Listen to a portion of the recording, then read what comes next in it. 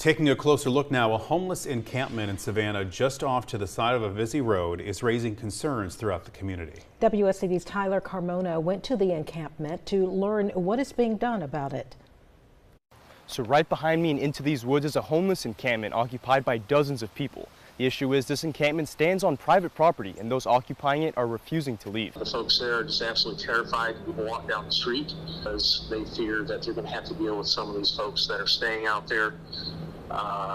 Apparently there's already been some altercations and issues with some of the homeless folks that are screaming and hollering, making comments towards people walking by. Purtee says particularly on the south side of Savannah, homeless people moved from camp to camp.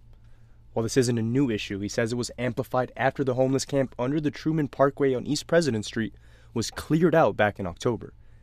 Since the encampment was set up months ago, Purtee says the area has become prone to disorder. We've seen an uptick of some thefts and suspicious person calls, medical calls, drug use in that area. Those occupying the encampment have been asked to leave multiple times, but they refused. Savannah Housing Authority has been working to reunite some of these people with their families, but many of them are not from the area. The owners of the property recently signed an agreement with Chatham PD that now allows them to enforce trespassing violations on the property. Fortunate thing for the city is there's not much that we can do if a person does not want to accept resources. Very complicated answer to a very complex situation. Evacuating those living in the encampment is just one step.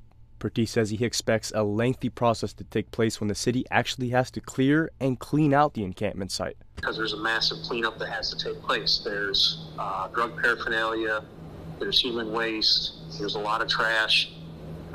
There's items out there that are more than likely stolen. Kurtis says code enforcement is working with the property owner to clean the area up. He says they were offered services, but they still refuse to leave the area. Reporting in Savannah, Tyler Carmona, WSAV News 3, on your side.